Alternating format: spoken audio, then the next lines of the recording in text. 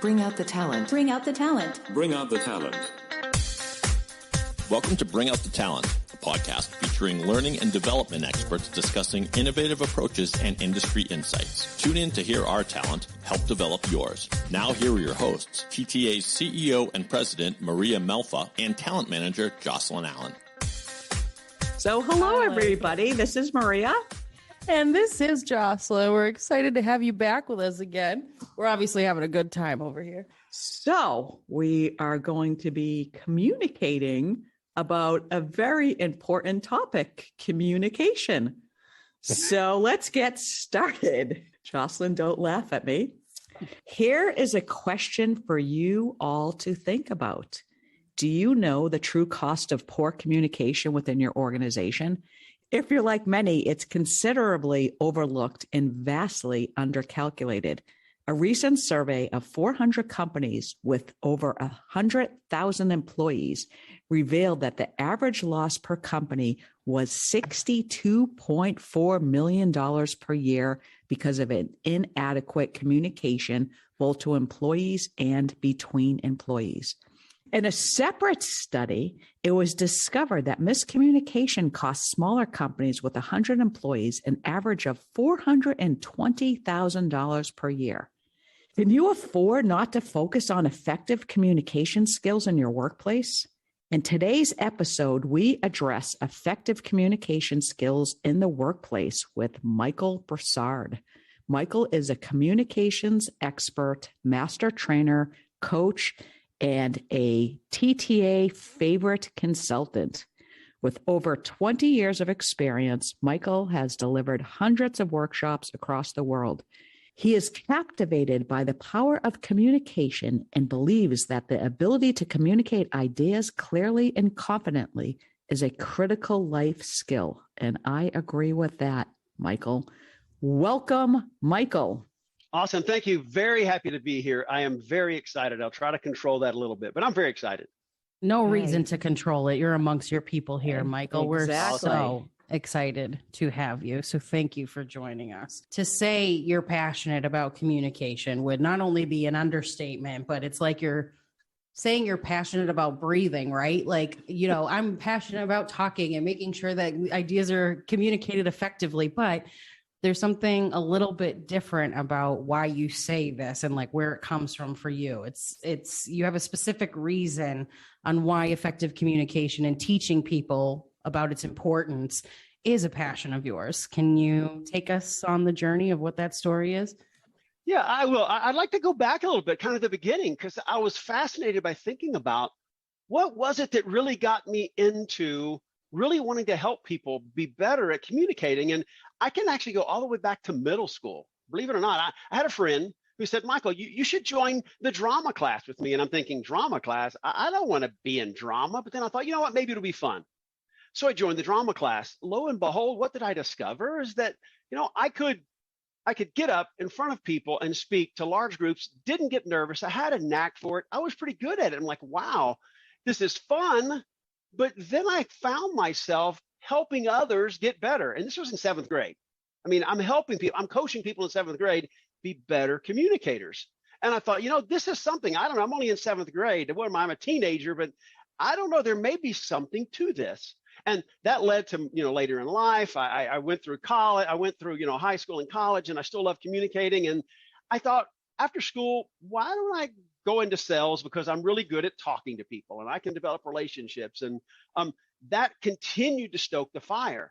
What's really interesting is that it stoked the fire, but throughout my career, when I jumped into a sales role, I started noticing that people were struggling to communicate, even as salespeople. And I'm like, oh my gosh, you know, so can I help these people? So it's been in me for a long time. And I've always had this desire to help people communicate clearly, because it's interesting. You've got these brilliant people in the world who have great ideas, and you listen to them speak and you're thinking, oh my goodness, I can help you. I can help you, because when we're unable to communicate, how do we get ideas approved? How do we get recommendations approved? How do we get a promotion? You know, so that's really where it comes from for me. It started early on as a teenager, and I've just been able to work through it and finally be in a position in my life where I can do this full time. Wonderful story. And it's great that your passion is your career. Yes, Mhm. for sure.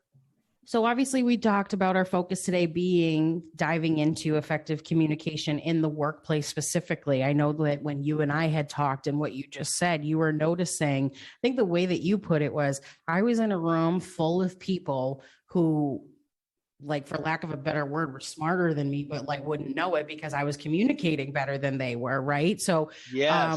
why is it specifically that these skills are so important? Like, what is missing if effective communication is also missing?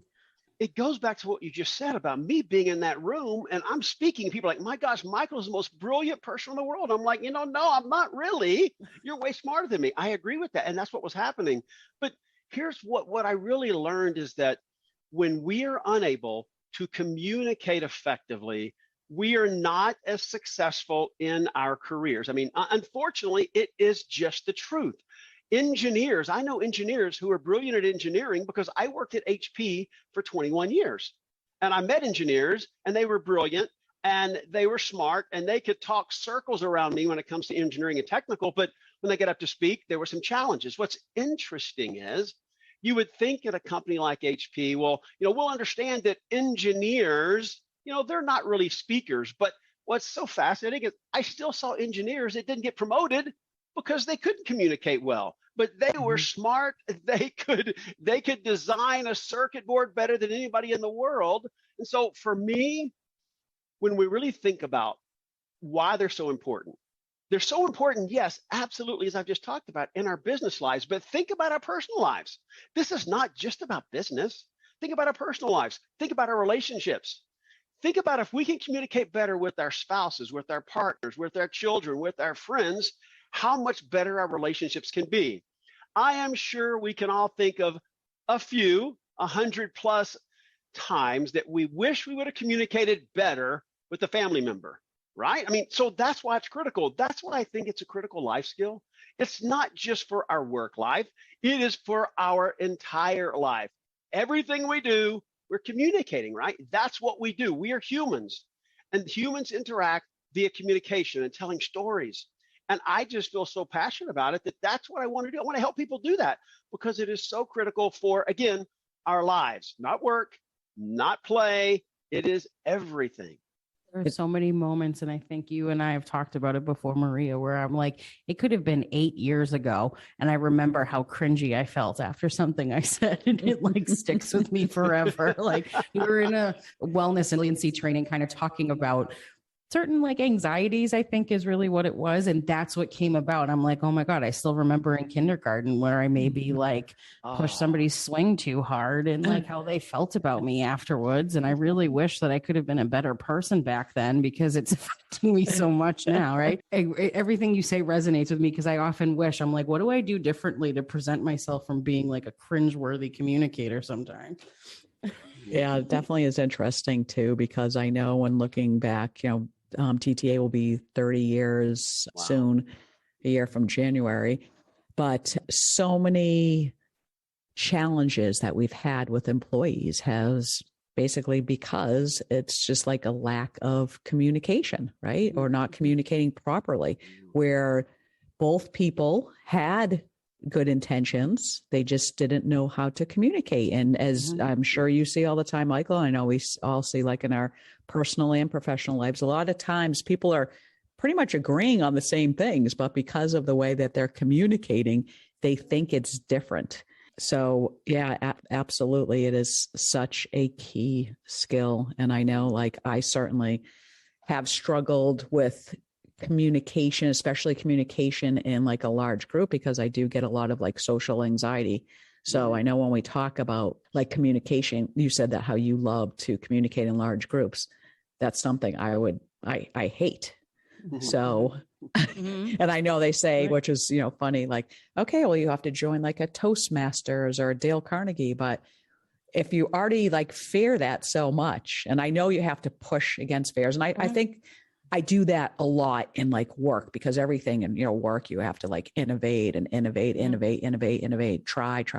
But that's like one area where I think I certainly get stuck. And I know a lot of people I mean, what they say, that's people's biggest fear in life is public speaking. Mm-hmm. Definitely so. It's interesting you just mentioned about public speaking, biggest fear in life. I've seen studies that have shown that people will result, they're more afraid of public speaking than dying. Now, that we is learned serious. that exact Yes. statistic not long ago. Yeah. Absolutely. It's out Mhm. there. Yeah. It's crazy. I think yesterday I actually just had this conversation with somebody about public speaking and said that people are more afraid of public speaking than death and snakes combined. It's like the Snakes. Now exact that- statistic, right? You gotta have know. snakes in there. Snakes. Having, Ooh. exactly. funny. I've been having a lot of snakes around my house lately. Yeah. So Michael, you have designed a really effective framework called TOPRA. Am I saying it right? Yes. With elements that are designed to really help people communicate clearly and confidently. Can you tell us more about this and how you came up with this framework? Yeah, I'd be happy to. So I mean, honestly, I've seen lots of communication frameworks and I like them. And I like frameworks. I like structure. Structure is helpful for me because I honestly, you may not be able to tell it, but I can be all over the place sometimes. So structure is good for me. It gets me in a spot where I can structure things. So I've seen lots of frameworks that I liked.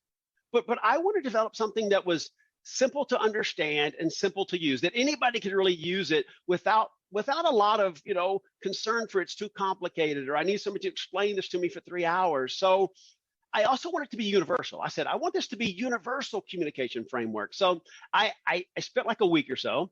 And honestly, I came up with tons of acronyms. I mean, I spent a week, some of them, I can't even remember what they were, but they were terrible. But then when I spelled out TOPRA, I'm like, you know what? TOPRA, this is it. I mean, I knew I had it. And what TOPRA can do is it can help guide us and help us make sure we cover all the critical parts and pieces to what we want to say. It helps us structure things in a way that come out logically. And hopefully it keeps us from rambling on and even sharing more than we even need to. That is so me. Yeah. Oh, you know So what? me. I learned a long time ago when you're talking to someone, especially an executive, and they ask you a question, answer the question and then stop. Don't give them more, because if they want more, they're going to ask for more. But it's always a great idea to answer what is asked and then wait, right? I think it's much more effective that way. And that's what TOPRA can help you with. It can help you structure what you want to say, and it gives you some boundaries. Now, you don't always have to stay in the boundaries because executives want a conversation. I just mentioned executives, so I'll just mention that again, that executives, they want a conversation. It's not about a presentation. It's not one way. So you may have to expand, and that's okay, but structure from TOPRA gets you to the point where you can share logically based on what that audience needs, and it will help you understand what you want to say and how you want to say it. You want to tell the audience what TOPRA stands for? I would love to do that. So let me go through it really quick. Okay. Again, Sure. I came up with a lot of bad ones. I think this is definitely the best of them all. I'll go through it really quick. So TOPRA, TOPPRA. So the T in TOPRA stands for topic. And the reason I started with topic is because I discovered that many people would start having a conversation, they would start an email, they would start a presentation, and they would assume that their audience knew exactly what we were all here to talk about. Not true, my friends. So when we're going to communicate, let's be sure that the people know, here is what we're here to talk about. Here's my topic. So it's pretty simple, T for topic. Here's what we're going to talk about, level set. Then there's an O next, right? O in TOPRA. I discovered oftentimes when we're communicating, when we're sharing, when we're presenting, when we're talking to an executive, there's some obstacle or challenge we're trying to overcome. So I think it's important for us to start with the topic and then move to the obstacle. What is going wrong? What is the challenge with this topic? So we've got a topic, and then we've got an obstacle that's related to the topic. Be clear on that and share that. Once we share the obstacle, I find it's really important to move to the P, which is the pain. Because when we have challenges in our life, in our work life, in our personal life, it normally causes some type of pain. Sometimes it's a lot of pain, sometimes it's a little bit of pain, but it's important to let our audiences know, either whether it's one person or a group of people, that, yeah, here's the challenge, and here is the pain that it's causing us as individuals, or the pain it's causing the business. Now, once we get through that TOP, topic, obstacle, pain, then I think it's important that we need to recommend something. We need to go to the P, which is proposal. You know what? Yes, we've got this stuff going on and it's a challenge. And here's the pain, but I've got something we can do about it. Here's what I propose we do about it. And then you just share your proposal. Once you share your proposal, don't stop there, right? But wait, there's more, kind of, right? When we do this, here are the results we can expect. So that R stands for results. So we've got topic, obstacle, pain, proposal, results, and then never forget to close with the A, which is your ask. What do you need that audience to know, to do? Do you need something from them? Close with your ask, whatever that may be, but don't forget to close with the ask. It's really critical to do that. And when we can follow that process of TOPPRA, we can structure things in a way that are logical, our audience can understand it, and then we can always expand from there. Genius. Yes, it really is. We needed that in our last meeting, Michael. Yeah, it's funny because we kind of came together and I could see that weren't very clear on the topic. Like I assumed that everybody knew the topic. And then it kind of, we got like off track and stuff. And and then I think we got less concise. Wound up, less concise. And I think we ended with an ask, but hey, nice job. No, I know. But so the beginning, so we got the ta, but we missed a lot of the middle. So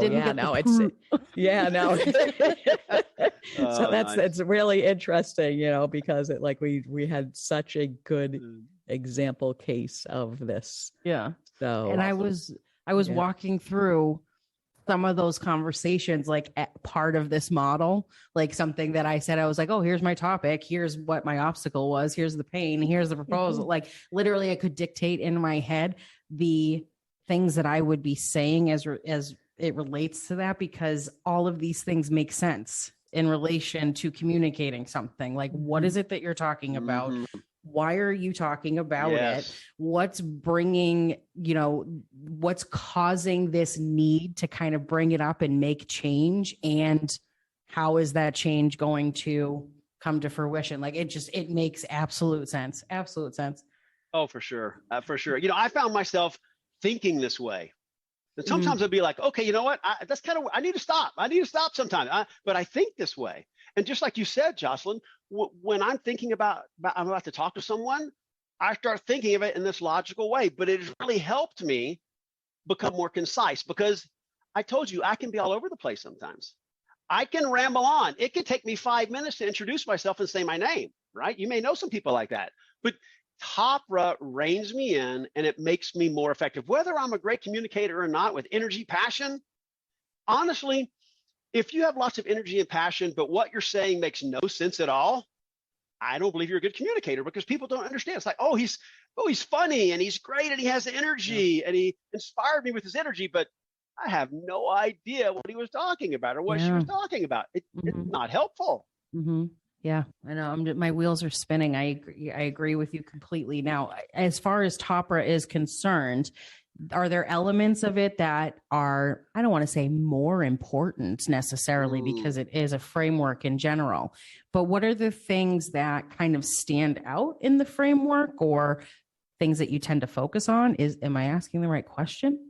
Yeah, I think you are, because what I've learned over time is whenever we are prepared to speak to someone or present something, I think what we typically do in our brains is we will say, well, I'm speaking with Maria and Jocelyn today, and I'm going to recommend something. And we have in our head exactly what I'm recommending, what greatness is going to happen. So we spend so much time on our recommendation, right? Our proposal and our results, that we forget what I like to say is our top priority. And you know what our top priority should be? TOP. Topic. Look at that. Hey, I see what you did there.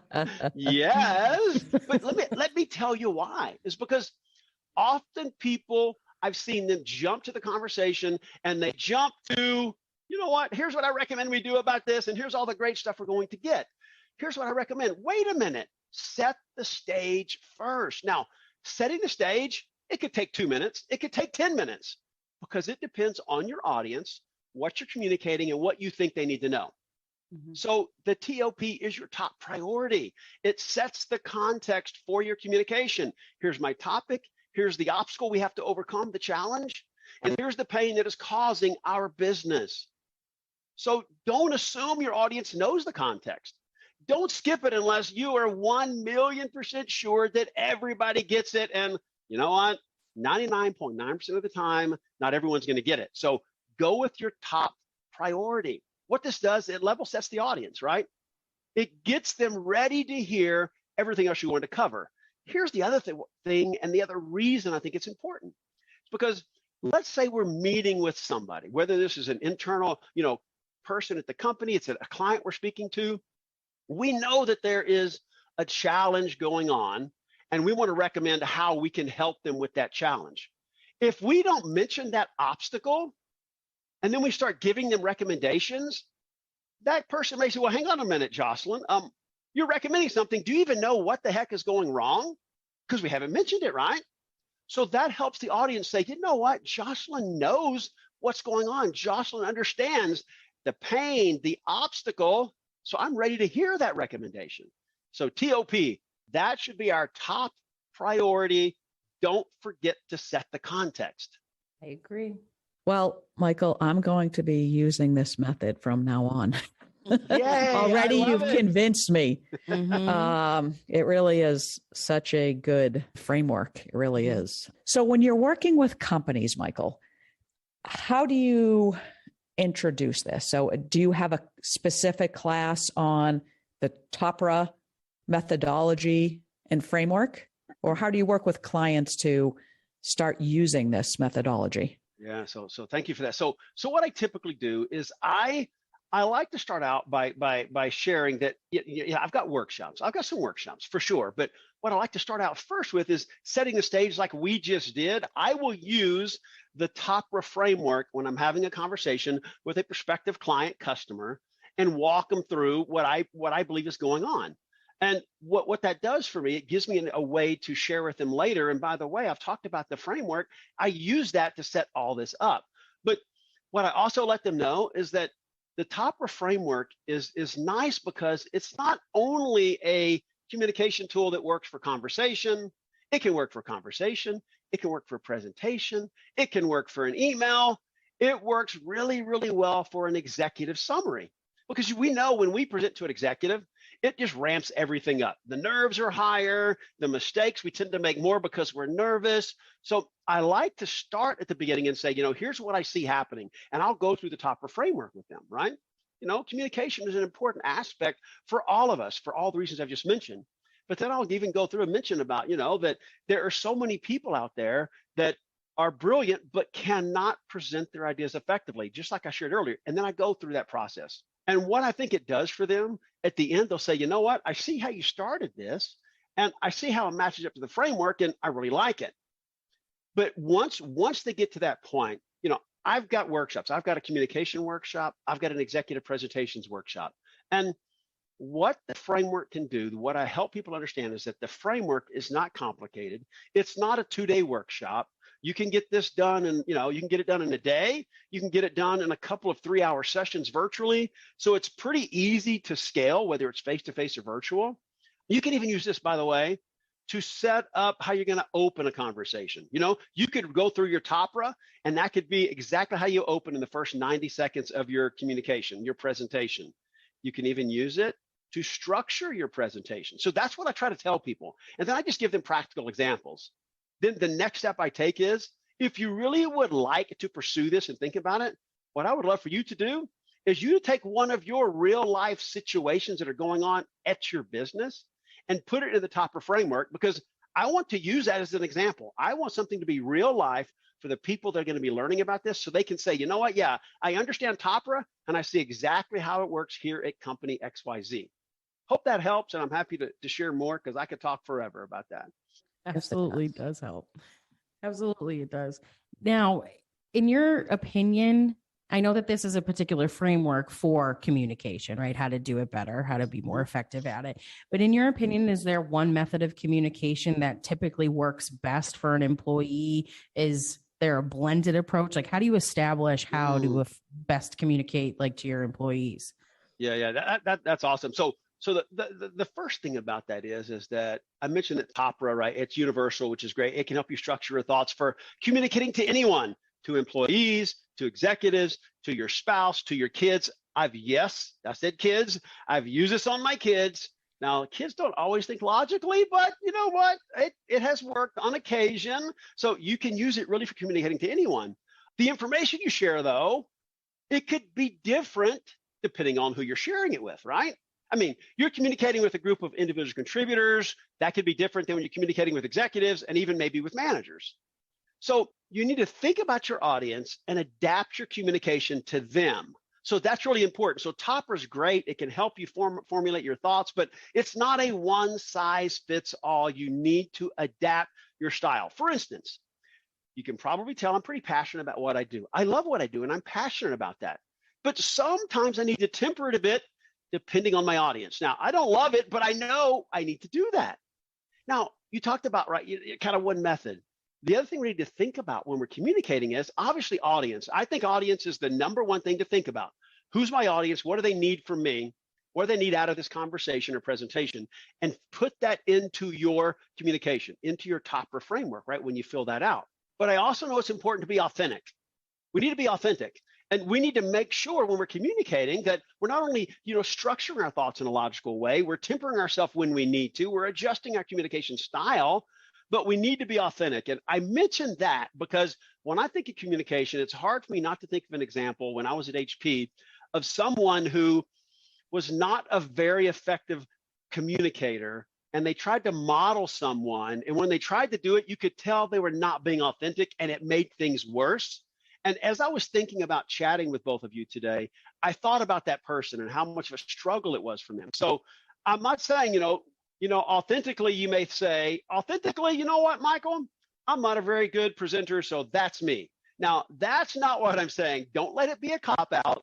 I'm not saying let it be a cop-out. What I'm saying is you need to be your authentic self. But here's who I think our authentic self is. Think about when you tell a story. Think about when you tell a story to whoever it may be, a colleague, a coworker, a friend. When we tell stories, we're typically smiling, we're laughing, we're energetic, we're passionate. Sometimes we frown. What I have found with people is I get them to do an activity in a classroom, virtual or face-to-face. I say, sit down and tell me a 2-minute story. They do, and they're all those things. They're laughing, they're smiling, they're happy, they're energetic. I say, okay, now get up and tell us a business story for 2 minutes in front of the group. You know what happens? You can probably guess. They become a robot. It's like, oh my gosh, what happened? You're not smiling, you're not moving, there's no energy. What in the world just happened? So I firmly believe in my heart, in my gut, that the real communicator in us is the storyteller in us. And we have been telling stories for a long time as humans, right? We know how to tell stories. Now, I am not naive enough to know that nerves don't play a role when we get up in front of people. I get it. And Maria, you mentioned that earlier, right? So I get that, right? I'm not discounting that. There are things, though, that we can do to help us overcome nerves. So I really urge everyone listening to think about this. Whenever you're presenting, think about that storyteller in you. Let the storyteller out, because then you're going to be energetic and passionate, and you're going to share your communication in a really effective way. So I feel strongly about that. The storyteller in us is that communicator in us. So you need to make adaptations, obviously, when you're communicating about your audience. But don't forget about those really important pieces. I mean, there are other things to think about, like personal presence, that maybe we can talk about at some other time, but there's lots of things involved with communicating. TOPRA for me is the kind of the level set, the structure. Let's get started here. Let's be, let's be logical when we're thinking about this process and talking to people. Then we need to add some things, right, around communication and presence, et cetera. Absolutely. No, right on. And I can relate to so much of what you're saying. I know even back in the days when I would have company meetings, I would sit there and take copious notes of what I was going to say. And I felt like, I was up there kind of sounding like a robot, but then I'm like, okay, speak from my heart. I know this stuff, Yes. So, and then it becomes more of a dialogue and more storytelling. You're in that mode of it. So it's more authentic. So absolutely. So, Yes. now since, we're talking about this, I think Mike, have developed my own framework, and I'm going to call it a TOPRA, and I'm going to put audience in front of it. Oh, I like it. We have to think about them. We do. No, I know. They're very important. That's obviously a joke, so I'm not going to try to steal your framework, but it's really interesting. And I'm picturing right now when I'm writing client emails, this framework, Yes. absolutely can work. Yes. In so many areas. So For I sure. really like it a lot. Obviously, you've worked with a lot of corporations. What do you see, and what do they come back to you, and what are their favorite things about after going through these communication building programs? It's interesting. One of the things I've seen that obviously it's like music to my heart. It makes my heart smile. Is they will come back to me from time to time, fairly often actually, and say, what we started doing here is we have started saying, if you're going to create a presentation, I don't want to see the presentation. I want to see your TOPRA framework. I want to see what you're going to communicate. Don't give me the presentation. I don't care about it. Start with the TOPRA framework. Show me what you're planning to talk about, and let's critique that and work that, and then come back to me with your presentation. And to me, it's music to my heart because it gives us an opportunity to step back, think about what we want to communicate, how we want to communicate it, before we just start open up slides. You've all been here. You open up slides, you start doing stuff. 4 hours later, you look up and you say, oh my gosh, where has the time gone? I've accomplished nothing. Start with framing what you want to say. So I love it when they come back to me and say things like, Michael, we asked for their TOPRA framework before they create their presentation. I also love that they come back and say, it's easy to follow. It's not difficult. It's easy for our groups to follow, and they like it because of its simplicity. So those are the two most common things that bring joy to me when I hear it's simple, it's easy, it makes sense, and we want to see their TOPRA framework before they do anything else. Love it. So as we wrap up today, Michael, you've mentioned that when a person knows what they want to say and how to say it, they will be more effective, and the TOPRA framework helps them get there. For our listeners, what would your one last little piece of advice be for their improved communication journey? Oh my gosh, one. Michael. Jocelyn, you're such a taskmaster. I got a plan. I have a framework I'm sticking to too, Michael. So hey, I'm a believer in frameworks. So I'll do my best. So one piece, I'll give it a shot. So for me, the first step really is you've got to decide that you want to improve. But along with that, don't be hard on yourself. But you got to decide you want to improve, because the TOPRA framework, anything in life, if you don't make a decision that you want to improve, honestly, we're not going to get better, because learning is a journey. Learning can take time. I recommend embrace the journey, knowing that you're going to improve, right? Don't get down on yourself. Don't talk negative to yourself, because you know what? That doesn't do anybody any good. Go into that journey with a positive mindset. Celebrate your victories and learn from your setbacks, because we're going to have some. We're not perfect. And in that process, we will get better, but we need to go into it knowing that we may fail, we may stumble, but don't give up, because there is hope, right? If you're not that effective at communicating, you want to get better, you can get better. There you have it.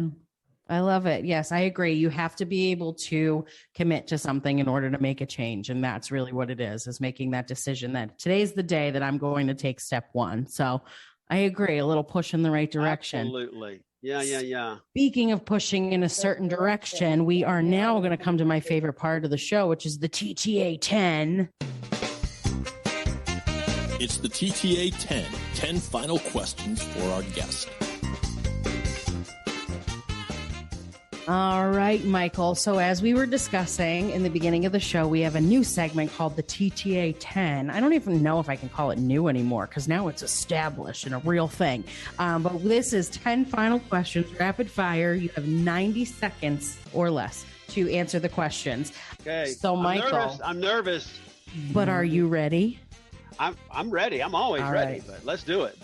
All right, David, give me the go-ahead when the clock is ready, please. We've got 90 seconds on the clock beginning now.